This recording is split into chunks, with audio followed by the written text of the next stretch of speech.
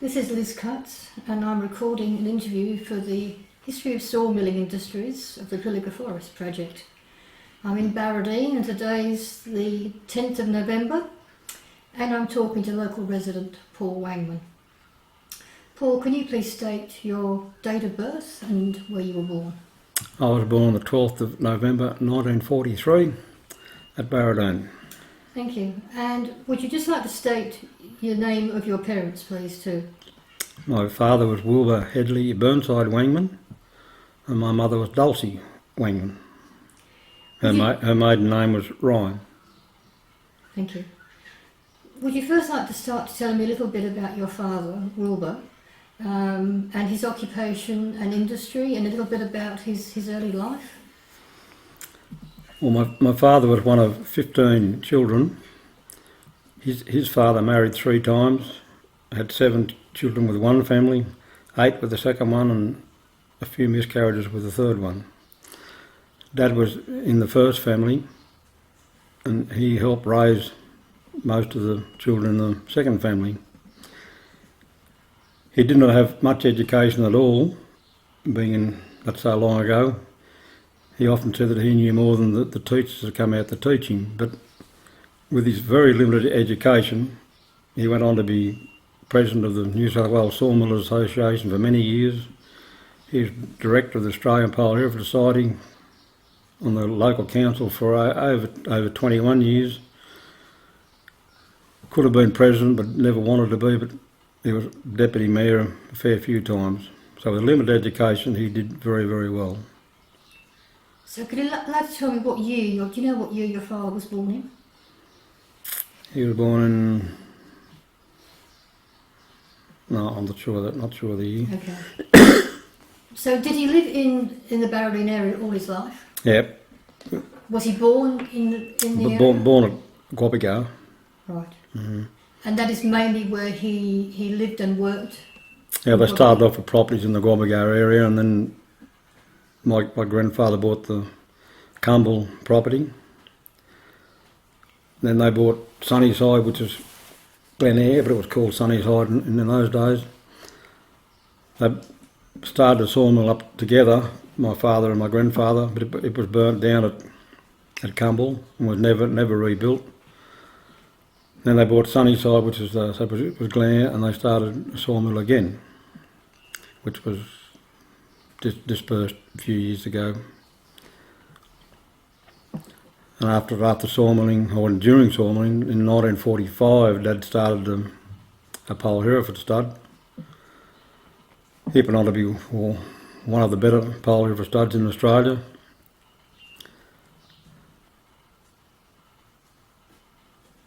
Just going back to the sawmill, and you mentioned Cumble, which in Barradine is quite a well-known old property. It has been through, I think, many hands.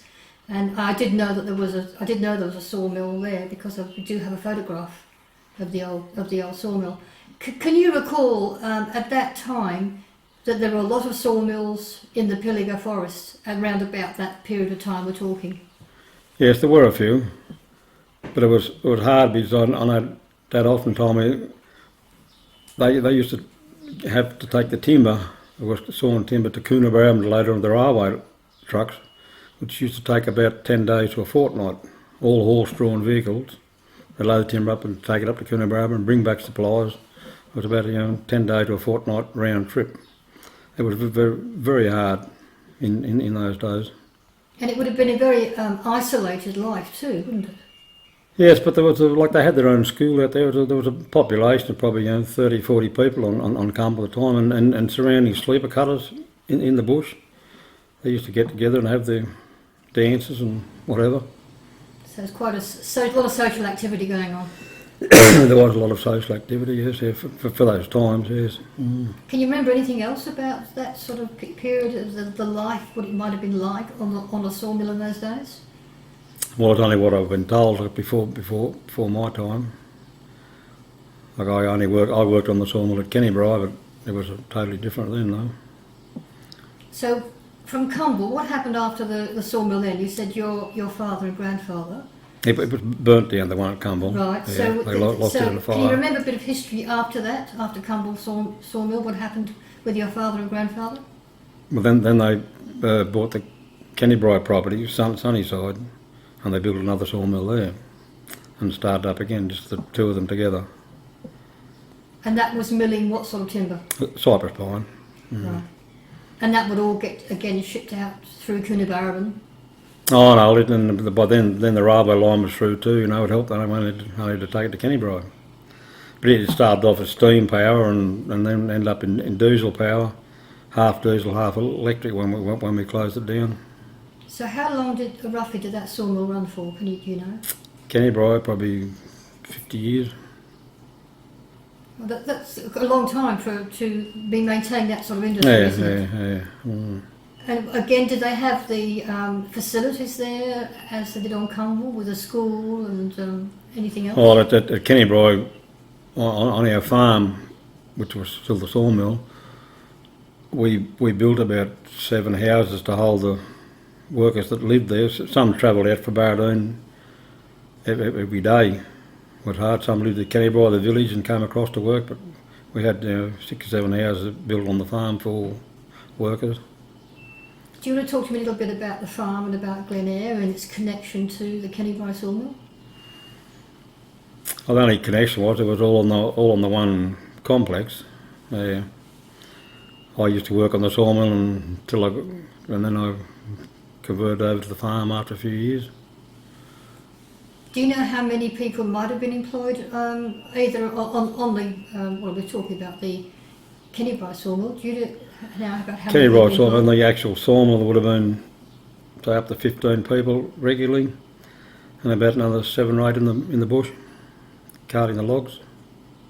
And that was when they started, obviously, when they were logging by hand with the broad axe. Oh yeah, they used to started off cutting by axe, yeah. Then it converted up to chainsaws and power saws, which are all banned these days. So it gradually became a bit more mechanised. Oh, it gradually became more modernised, yes, yeah. You want to talk about your father for me and how he fitted into the Kennybriar sawmill?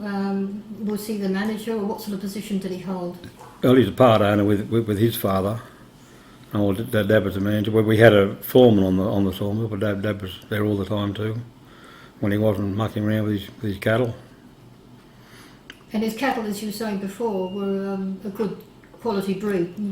Oh yes, yeah. Well, Dad started the stud in 1945. He didn't know a great deal about stud cattle at the time. I know he often told me that he went down to Anthony Horden at Horden's supermarket close to us. They had a stud at Barrel called Milton Park, and at the time he was the top stud in Australia. So Dad just said if it's good enough for Anthony Horden to have Paul, he said it's good enough for Paul Wangmann. So Anthony Horden, they had the team going to the Brisbane show in 1945, and they had 5 heifers and a bull going to Brisbane, and Dad went down and had a look at them. He wanted to buy 3. But he wasn't allowed. They said you've got to buy the lot or none. So he bought the lot and started up our stud.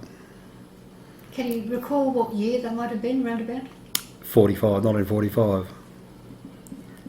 And what happened after that? He built the stud up? I built the stud up, and we bought more cows from other places and more different bulls, and how we ended up showing in Sydney, Melbourne, and Brisbane, and Glennons, and it was very enjoyable and rewarding too. What part did you play in all this? Were you old enough to participate? Oh yeah, when I got old enough, I was participating all the time. Yeah. You've got brothers and sisters? One sister. Yep. And did you find that you went to the extra shows with the cattle at all when you were young? Yes. Yep.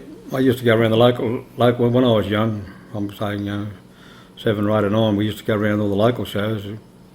Been away in Coonabarabran and Gilgandra, other local shows. It wasn't until later on that we branched out and went to Glen Ayr for starting, then Sydney and Brisbane when we got a bit bigger and braver.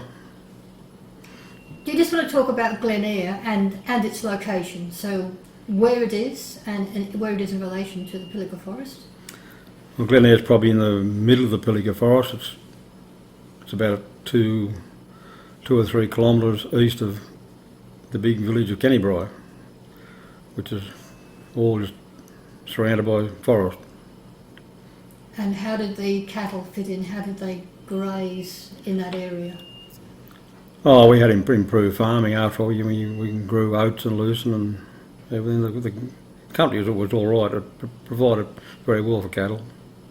Did you have to do a lot of clearing when you were younger? When Dad first bought the property, it had a lot of pine on it. That's what he mainly bought the property for, to mill the timber. And when all the milled timber was gone, that's when he started the stud up.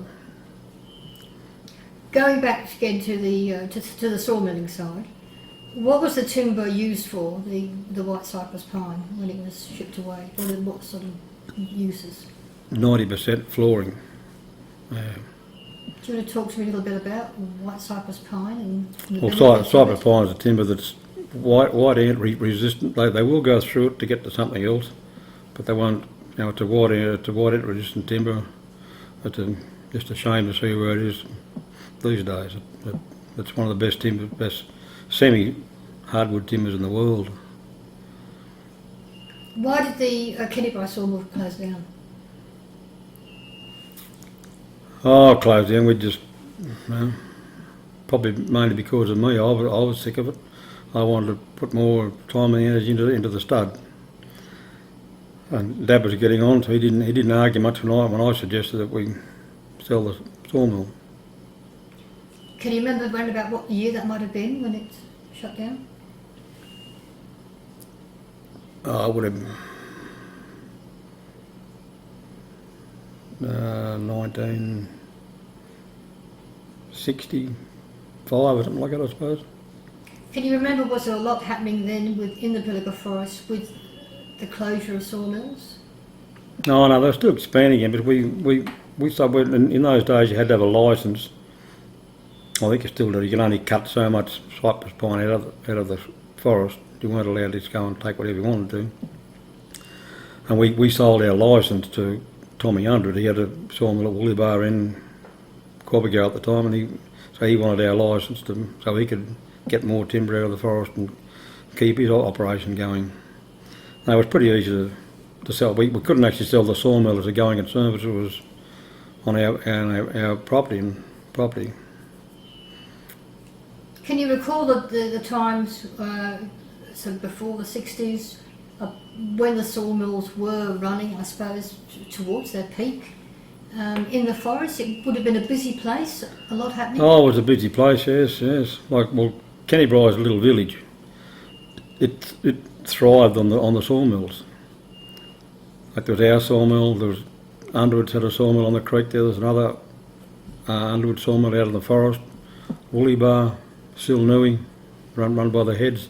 They all used to converge on Kennybriar to get their groceries and have a bit of a party every Friday night, but the sawmilling industry was a big industry for the area. And that's only Kennybriar. There was more in Barradine and Quabigo, sawmills everywhere. Tell me a little bit about Kennybriar at that time, because now there's not much at Kennybriar. What can you remember being there in the way of businesses and buildings? Kennybriar had a very good general store, a butcher shop, another smaller store, post office. It had a 2-teacher public school, and today there's nothing, just a few houses. And it's all gone because of the sawmilling industry. What other industries? Were any other industries happening? I mean, we've talked about the cattle stud with your family, and the sawmilling. Was there any other industries in the Pilliga Forest that you can recall? Oh, only a bit of general farming in places, yeah. What about the sleeper cutting? Was that still happening? Oh, yeah, sleeper cutters, yeah. Well, they're gone now too. But they were all at the same time, and the whole timber industry went at the same time, really. Now, the sleeper cutting was a big industry too.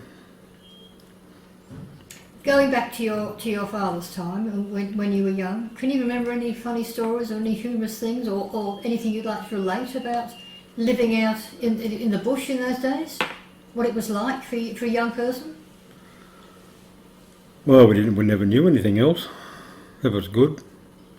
I went away to boarding school at Farrer for 3 years, and that's when I came back home and I went straight to work. We didn't know anything else. It was all good times though.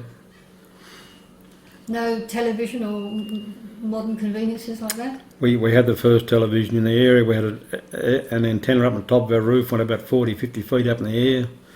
And my mother wanted TV. I can remember the first time they came out and they switched it on. The screen was that snowflake, you could hardly see a thing move, but she was happy. She had television. And about 4 years later, you could probably see a picture of it properly, but she wanted that first TV. And anything else you can remember about living, just the home life? The home life was very, very, very good. We're a big happy family, or a small happy family, and all the people that lived on the mill, they were very nice people too. The ones that lived in the houses on the Sawmill. We used to get together a lot and have lots of good times. And the school at Kennybri was a lot of good times in the area. You haven't got to have a big population to have a good time. So what sort of social events would happen? There used to be a dance probably at the Kennybri Hall once a month, I presume. And we'd just make our own fun, whatever, muck up football games sometimes, and had a lot of sports carved in those days with the schools. Kennybri used to compete against Coonabarabran, and we beat the Coonabarabran High School in our sporting achievements. But with Wabaka and Pilliga and Barradine, there were a lot of school functions together in those days. No excursions, but like they have today. We had one excursion, the only one I can remember at Kennybri. We rode our bikes to Barradine and back, our push bikes. That was our one and only excursion in my time. And how many kilometres was that, or how many miles, I guess? It's about 25 kilometres in and 25 kilometres back. It's downhill going back, though, so it wasn't too bad. Bearing in mind that your Wangmann's news agency recently closed in Barradine, do you want to just talk me through how you got into the news agency and a little bit about the history of the news agency that you know of in Barradine? Well, I remember saying to Dad once, at this stage we had sold the stud, dispersed it, and we were still farming. And I just thought something easier might be get into a good industry. So I suggested to Dad one day, well, how about I buy the news agency about it? But Dad was 3 parts retired at the time, so we bought the news agency 32 years ago from Tony and Robin Lane. At that time it was a real good industry for Barradine. We were the only ones in town selling a lot of things, cards and giftware and whatever, which today there's 3 or 4 shops in Barradine sell the same thing. And Lotto came along. It was very good, still is, but since Lotto's been sold to the Tats Group, they make it harder and harder and harder on you all the time. There's a lot of news agencies in New South Wales now that are selling out or closing down. I know of about 10 that have just closed the doors like I did and walked away, and some in bigger towns. But we had good times there too. We were sort of the helpers of the town of Barradine. If someone wanted something done, they'd come to us which we did willingly. I love Barradine, I love working for it and still do. And it was through the news age that we could do a lot of those things. And did you want to talk about the community work you've been involved in? You've been involved in a lot of community groups over the years? Oh, I've been involved in a lot of, well, I've probably carried on from my father. I know at my father's funeral, someone got up and said that Wilbur had been secretary or treasurer of 17 different organisations in Barradine in his life. Now, I didn't know all that, but I've done I've worked in a lot. But only what I've enjoyed, I've been in the football club and the shows that I did, and Fire Brigade, but one of my pet things is what we call the Barradine Aged Care Association. We built that up from nothing to put in over $250,000 into the Barrow MPS, which was the first one built in Australia, purposely built one in Australia. Then we built and purchased our own surgery with a bit of government help. And then we had the one piece in the jigsaw puzzle which wasn't there, was a doctor's house, so we purchased it, also with a bit of government help and a lot of support from the town. But whatever things good you think of to raise money for, Barrow supports you 110%. If the cause is right, they will good, and I've thoroughly enjoyed the bit I've done for the community. And I hope I can do it for another 20 or 30 years. It really does highlight the importance of the strength to be found in small communities and how communities can work together and the need to work together. They definitely need to work together, for sure. Yeah. But it's getting less and less. So going back 20, 25 years ago, there used to be a street stall about it every Friday and every Saturday. And people wanted to go out there and raise money for themselves. And now, probably with more government handouts, no one likes to go out and raise their own money, or can't, or won't, or whether it's just a generation lapse. But now these days, people don't go and do what we used to do as much as we still raise money with street stalls. And I think if you show you're trying to do a bit yourself, then the town will get behind you and help out too. If the cause is not there, the town doesn't get behind you either. Talking about the community and the importance of volunteers and working, do you want to just go back to your father, to Wilbur, and talk to me a little bit about his contribution through his service to the then Coonabarabran Shire Council? Yeah, well, Dad was on the Shire Council for over 21 years. He loved every bit of it. Mum used to always go cook. He was spending too much time away from the place and too much time for the Shire.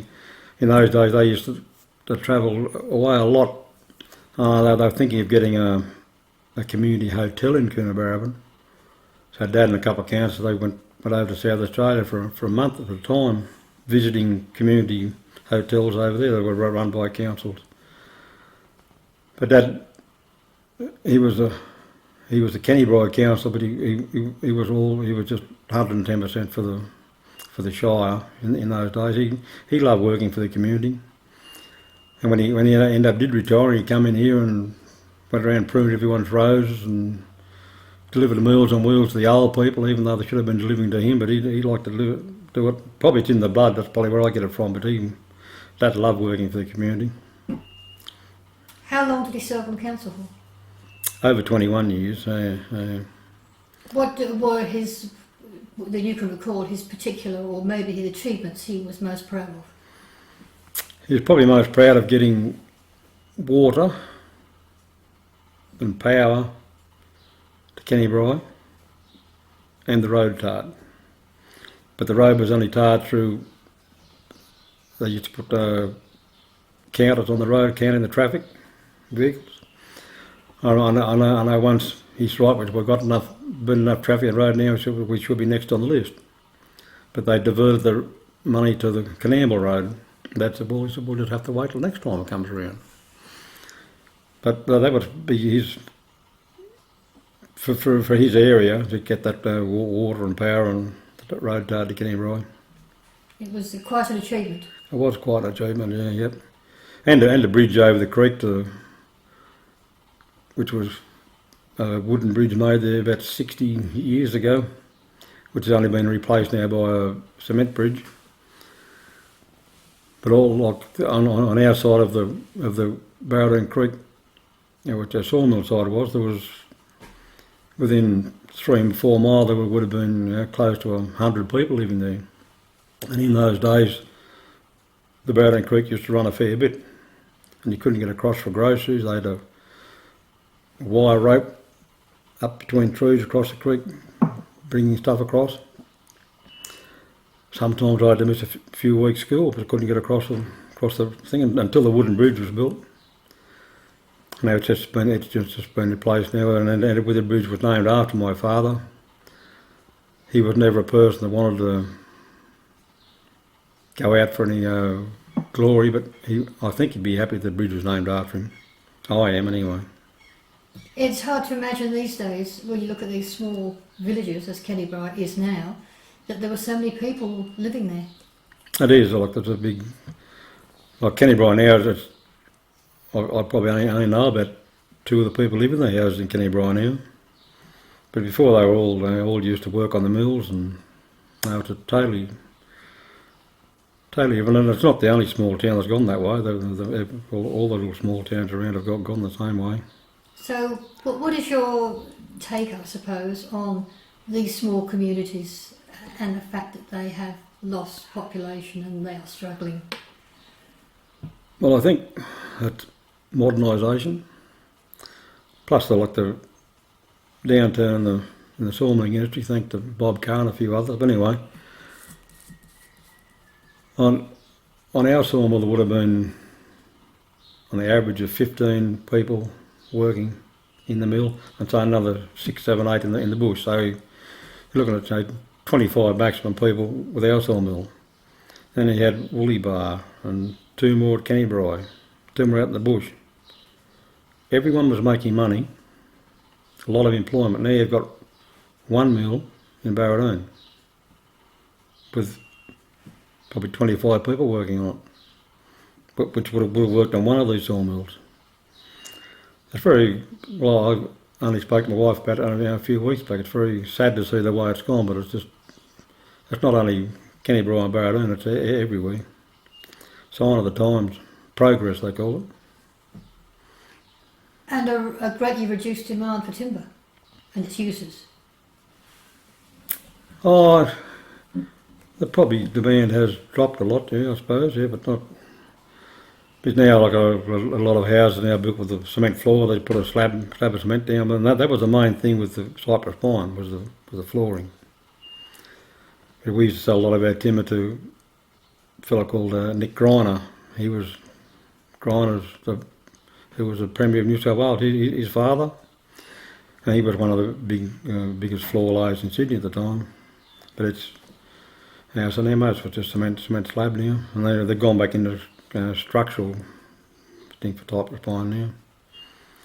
As in structural for frames for houses? Yeah. Like when I only had the doctor's house inspected for white ants the other day, just in case. He went right through it. He said, "Oh yes, it's good.